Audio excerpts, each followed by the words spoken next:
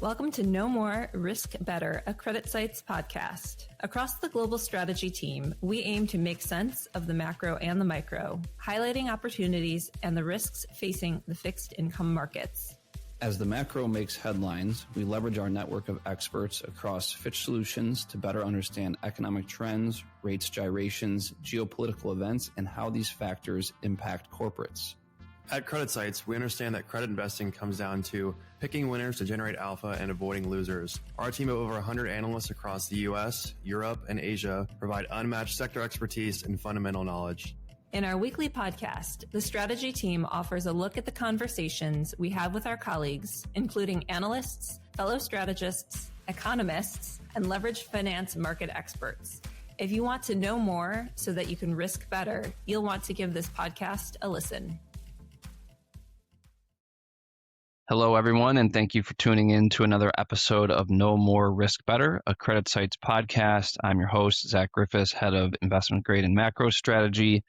I'm excited to be joined today by two of my esteemed colleagues, Peter Simon, our head of U.S. banks, and Simon Adamson, our head of European banks. And we're going to be discussing bank exposure to private credit. I think private credit is very much top of mind for many investors from a variety of perspectives. We're going to attack it from the bank exposure to the space perspective. And so I have the two best guests within CreditSights to discuss that with you all. So Peter and Simon, thank you for coming back on the podcast. Thanks for the invite, Zach. Yep. All right, Simon, I want to start with you. I know how prevalent private credit concerns are here in the U.S. based on the discussions that we have with clients and the discussions that we have with Peter. Is it the same in Europe?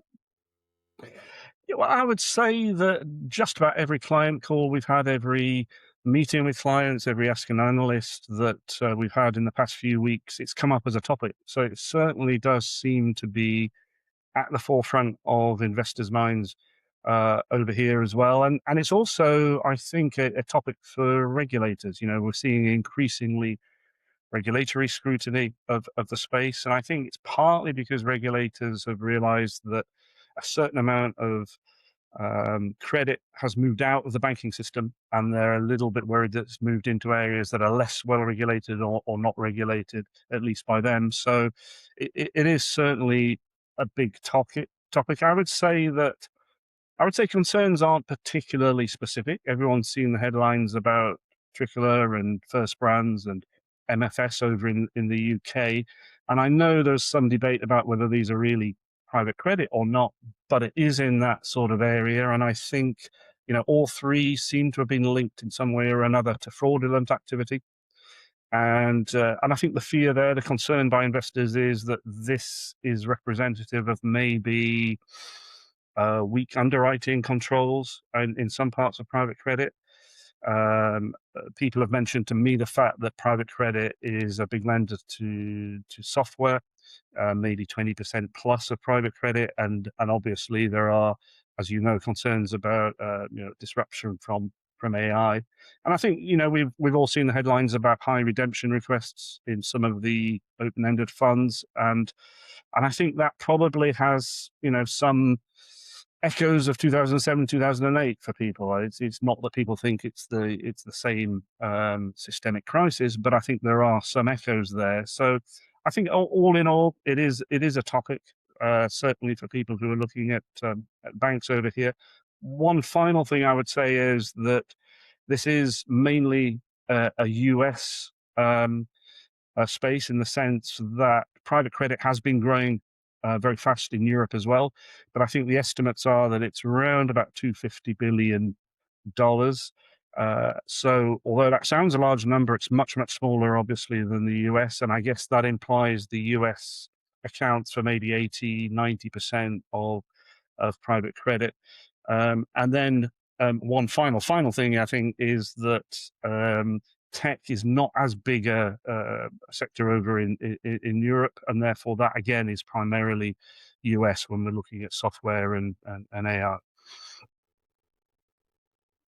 You hit a lot of great points there, Simon. And before we dig into some of those in more detail, I want your perspective. I hear this comparison to 2008, and my first thought is that feels insane, but it's only insane because 2008 can't really happen again to the banks. But if it were to happen, it would kind of have to happen to private credit, right? I mean, the regulations that are in place for the banks, they're well capitalized.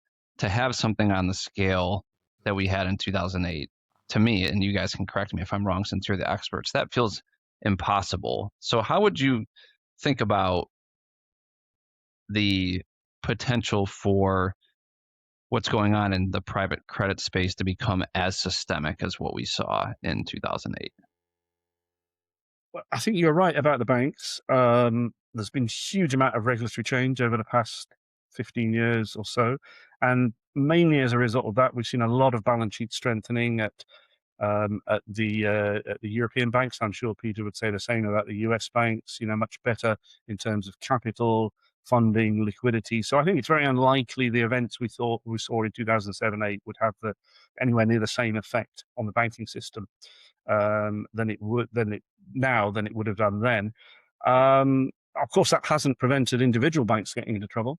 Credit Suisse, US regionals in 2023. But I think also one of the important points was that it in itself did not lead to another systemic crisis at that time. So I think for private credit, Peter's probably more the expert than I am on that. I would just say that from our point of view, private credit, although the numbers are big, it's much smaller than the global banking system.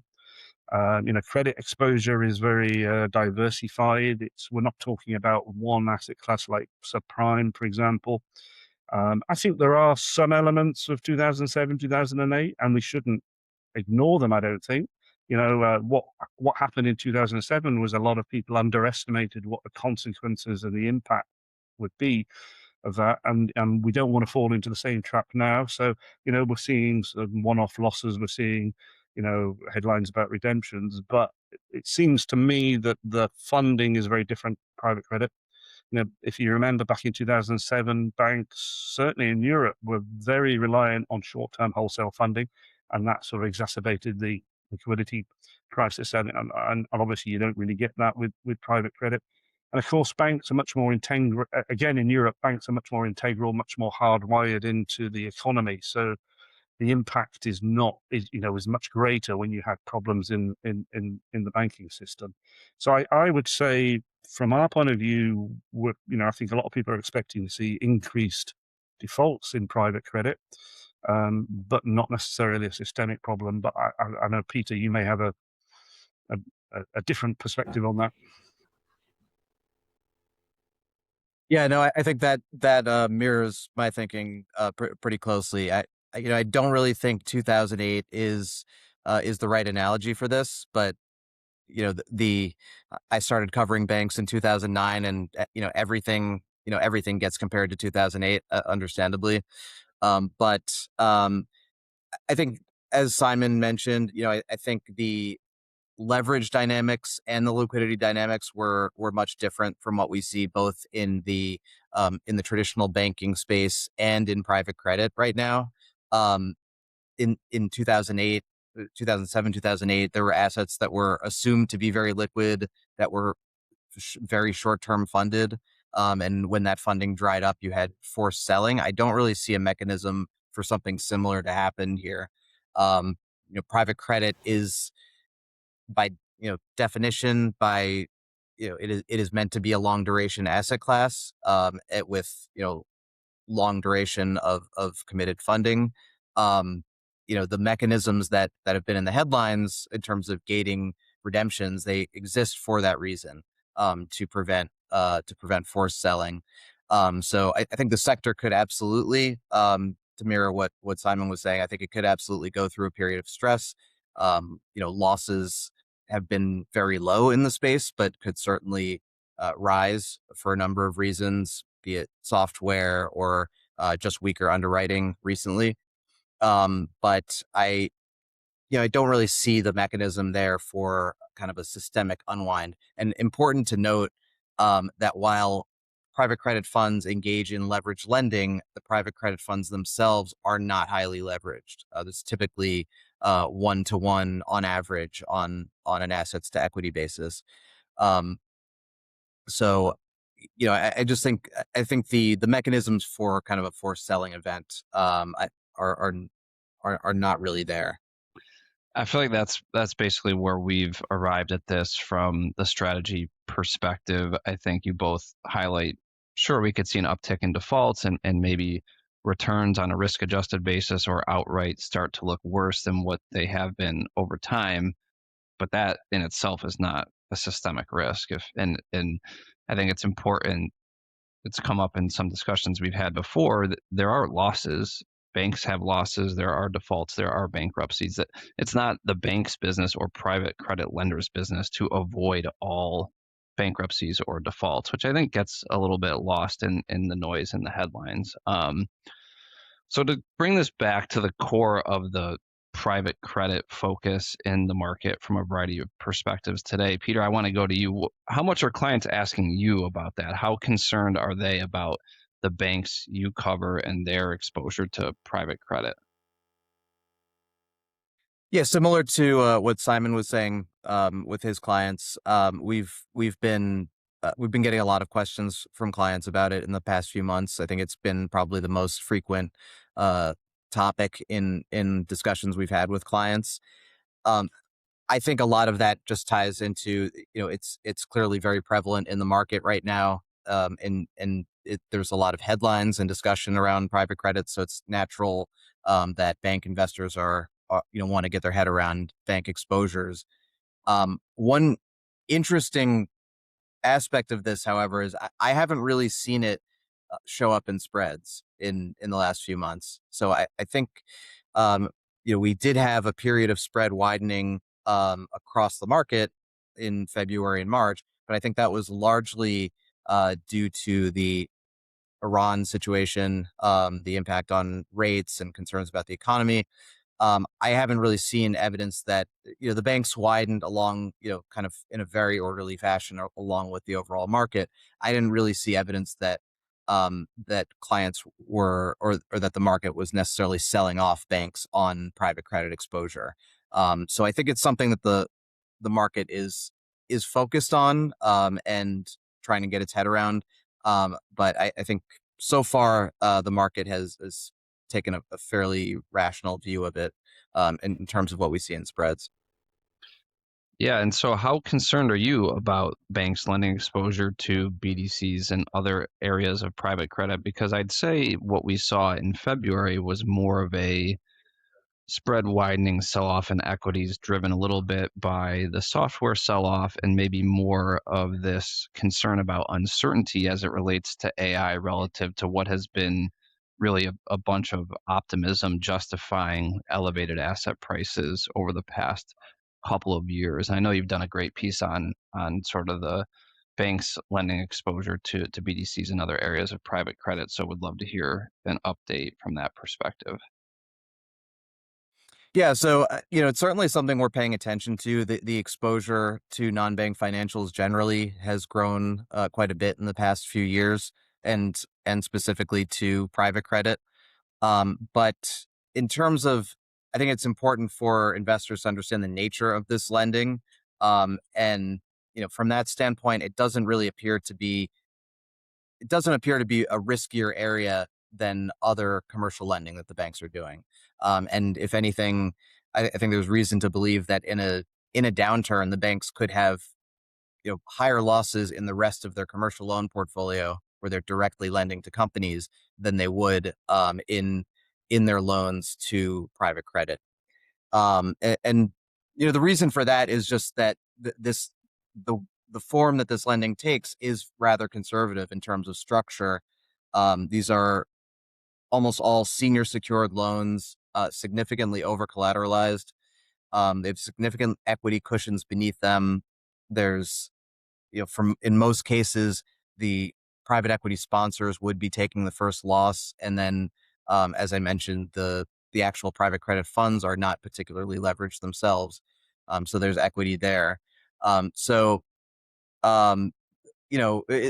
thing is, as we mentioned it in our most recent piece, there was some research that came out from the Treasury's Office of Financial Research which was a great report and had included a lot of information from filings that are not publicly available from the banks that give a window into this type of exposure. And the takeaway from that is that it confirms our view that this is rather conservative form of lending that the banks are doing, and likely, at most likely lower risk than other forms of commercial lending that the banks do. All right, so I'd say that's a little bit more of a reassuring perspective, certainly relative to the mentioning of 2008 as we started the podcast. And I'd like to get both of your perspectives on kind of what you consider to be the best way to gauge private credit risk to the banks. For example, is it private credit lending as a percent of total assets, the total loan book, CET1 capital?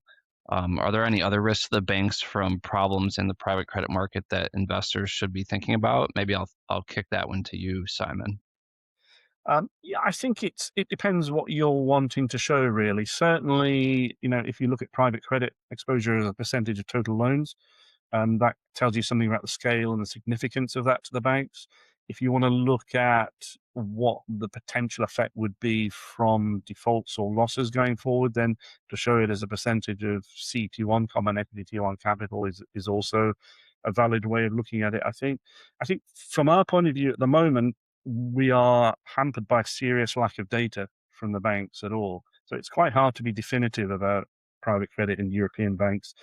And I think, to be honest, that's probably because most banks have either zero or very little exposure to private credit. And at the same time, we know that losses have been negligible on this. So I would say it's not what I would class as a major concern, but it's obviously something that we need to monitor going forward. In terms of the type of exposure, I think that in a way is more important than the actual amount. And that comes back to what Peter was saying earlier. And I think it's a similar story from the handful of banks that have given us some of that information. It tends to be 70-75% of their exposure is, as Peter was saying, senior financing on a secured basis, against a diversified portfolio of loans. LTVs seem to be quite low, 60-65% or less. And obviously banks, as ever, would have limits on sort of a sector and borrower risk concentration. And the amount of lending by European banks to, NAV financing or to BDCs is actually therefore very, very small. So I think, focusing on the type of that, I would say there are 3 or 4 areas of concern for us. One is that obviously there's been a fast growing area. Private credit has grown very fast. Banks' exposure to private credit has grown fast as well. And that always raises slight alarm bells for us when you're getting an area of the credit portfolio that's growing very fast. It's clearly not been tested through a full credit cycle. Yeah, it's relatively, private credit is relatively recent, at least in terms of the growth that we've seen. And you could argue it's not been tested through, therefore, a very stressed credit cycle. I think there are, as ever, concerns about valuations and collateral. We'll have to wait and see on that. And I think a more general question is this a business banks should actually be doing in the first place? Because in a sense, they are lending to private credit funds that are making loans to companies that the banks themselves would not lend to, either because they're capital constrained, or the business was too risky, or the type of lending was not something they wanted to do. And you can understand why. This is much less capital intensive for them. It's lucrative. But I think there is a question about banks' involvement generally in that. So, but overall, yeah, quite a similar situation to what Peter was saying about the US banks, I think. Peter, do you have any other perspective you'd want to share on some of the metrics that you're watching before maybe we get into some of the names that you both view as most exposed to private credit today? Yeah, I think, we've been asked many times by clients, for the, exposure numbers. So we've been putting that out there. And I think, loans to, there's regulatory categories in the regulatory financials for broadly non-bank financials, and then they've started breaking it out in the past year in terms of loans to business credit, loans to consumer credit, mortgage credit, et cetera, different types of non-bank financials. So we've been publishing those exposures. I think looking at it as a percentage of tangible assets makes sense, or as a percentage of CET1 capital is another useful way to look at it. So I think those are kind of the most useful ways to see the amount of the exposure.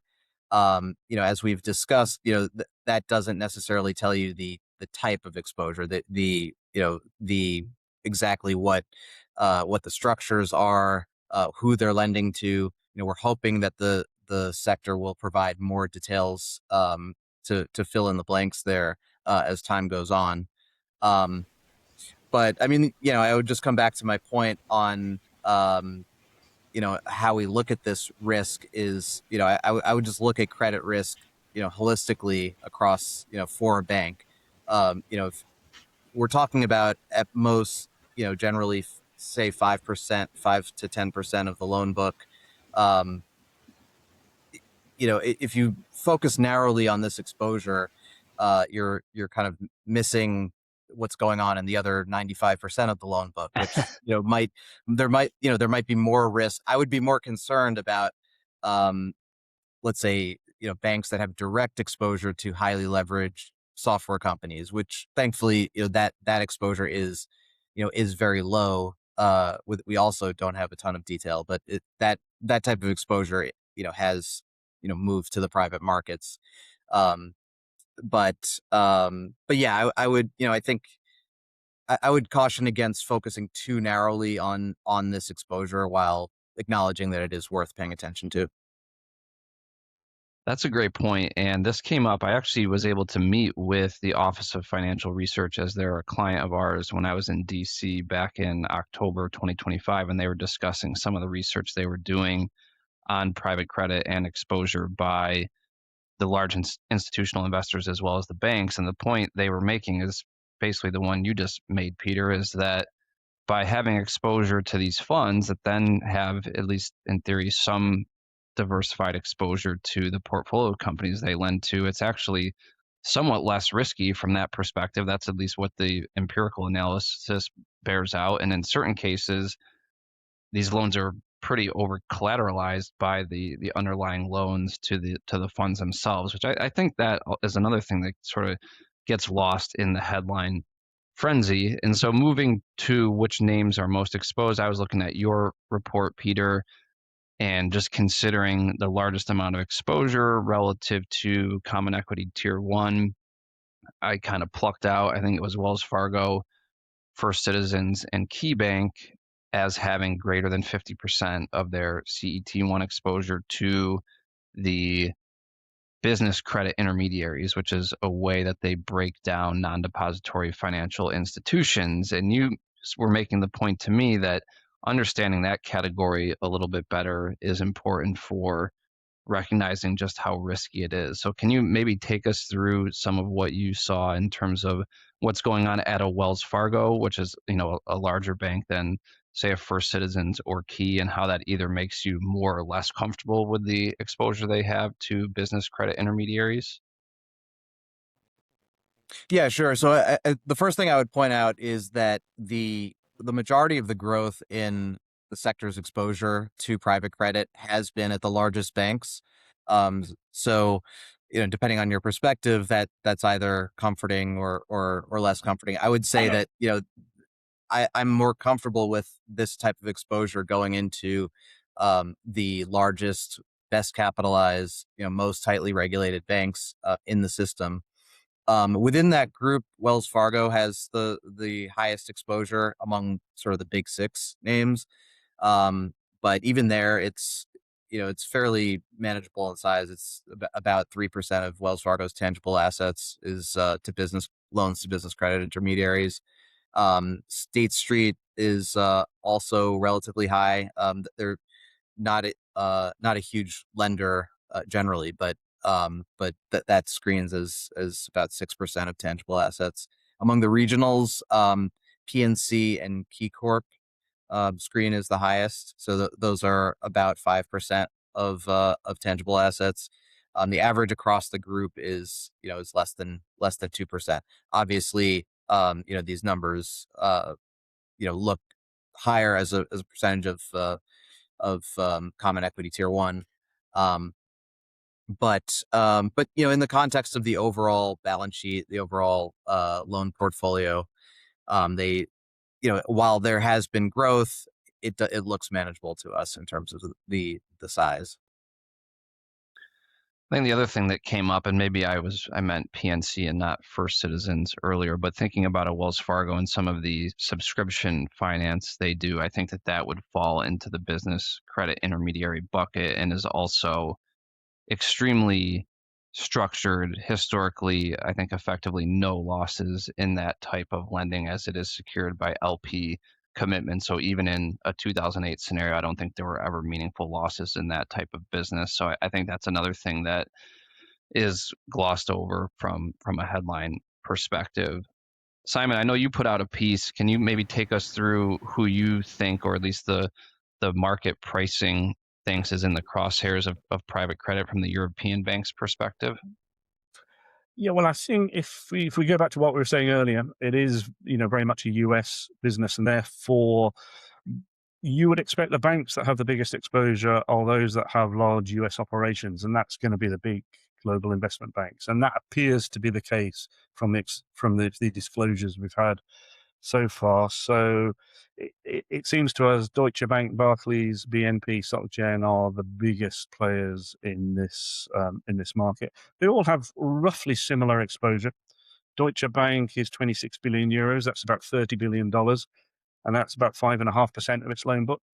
Barclays is 20 billion pounds, which is $27 billion, and again, that's 5.5% of the loan book. So, in terms of percentages of loans, Deutsche and Barclays are the biggest. BNP actually, in absolute terms, appears to be the largest, has 27 billion euros, which is $31 billion, but it has a bigger loan book than the first two, and so that's only about 3% of its loan book. And then Soc Gen has 20 billion euros, $23 billion, that's about 4.5% of its loan book. And that sort of is equivalent for all those banks to somewhere around 30 to 50% of the common equity tier one capital. So I would say it's sizable. It's not negligible, but it does appear manageable. I think even if you were to assume very high default rates on those exposures, then that would still only be an earnings threat, not a solvency threat on that basis. But yeah, they do appear to be the biggest. And going back to similar to what Peter was saying earlier as well, we can't really see much effect on either share prices or bond prices from these private sector exposures. As Peter was saying, it's difficult in this market because of the effects of the Iran war to try and sort of back out whether it's having a big effect. But as far as we can tell, the share price movements, the spread movements have not really been much different for these four banks and for other banks in Europe. So I think it's probably not really influencing that at the moment. But yeah, they do appear to be the largest, the banks with the largest exposure to private credit, as I guess you could have predicted because of where they operate. Yeah, that certainly makes sense. And it's interesting to see, for me, considering just how much market participants could become about private credit and as that relates to the banks, I think there's some interconnectedness concerns, but to me, I feel like we've sort of worked our way through those in a variety of ways as to how the banks are not overexposed. And when I think about sort of what's been driving markets this year in general, it was exposure to software kind of in February, let's say, and that certainly has caused kind of a cascading effect across the BDCs from a semi-liquid perspective. And then since then, it's kind of been the Iran war, and that's a difficult one to think about from super credit specific perspective. So maybe as we think about a scenario where we go back to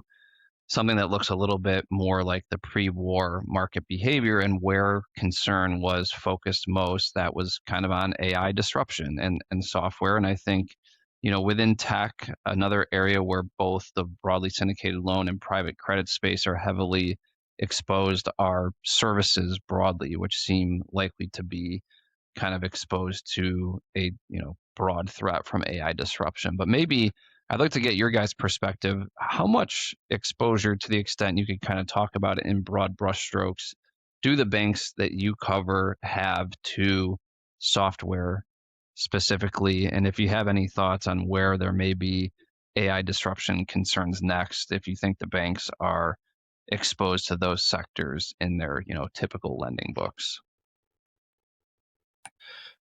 I think from the European from the European bank's point of view,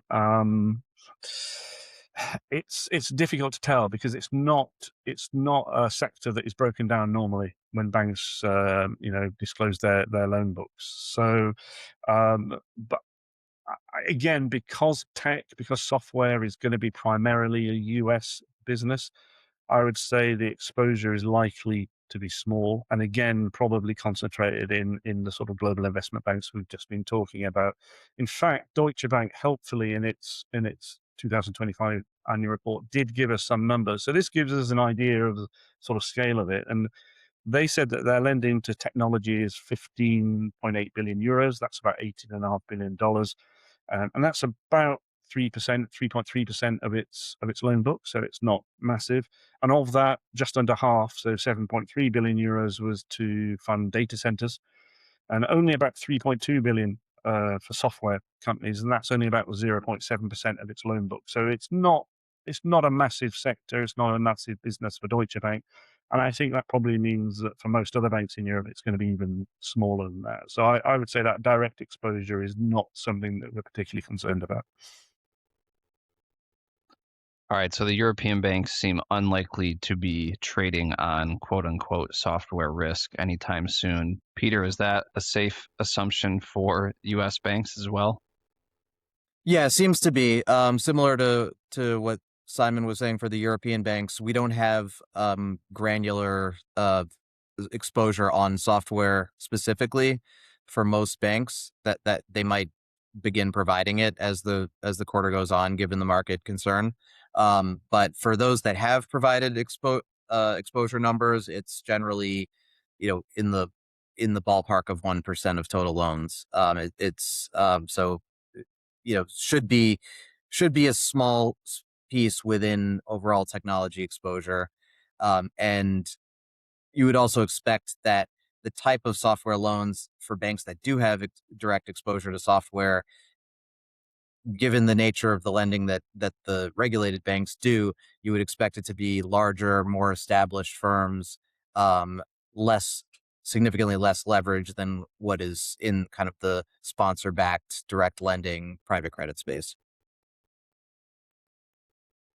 Awesome. Well, I think we covered a lot of the most topical items that our clients are certainly focused on outside of the war and how it pertains to the banks. I'd say I feel still relatively comfortable with where we are in terms of the systemic exposure to private credit. And I think looking at that through the lens of the banks is very helpful, but going through a period of worsening returns, and our analysis shows we're already kind of seeing that, comparing private credit returns to at least high yield bonds on a leverage adjusted basis. So I think that's probably what we're likely to see going forward, but having that become a liquidity or solvency risk for major financial institutions, whether it be banks or large institutional investors, that certainly seems unlikely, at least, let's say, over the next 12 months. So this was great. Thank you so much, Peter and Simon, for coming back on No More Risk Better. Thanks. Good to see you again. And thank you all for tuning in. We will catch you next time. Good luck out there. CreditSights disclaimer. All price references correspond to the date of this recording. This podcast should not be copied, distributed, or reproduced in whole or in part. Neither CreditSights nor its affiliates makes any representation or warranty as to the accuracy or completeness of any information contained in this podcast. CreditSights is not providing investment, legal, accounting, or tax advice, is not providing research or making any recommendations, nor is CreditSights offering or soliciting any transaction with respect to the purchase or sale of any security. The receipt by this listener of this podcast is not the giving of advice by CreditSights or its affiliates.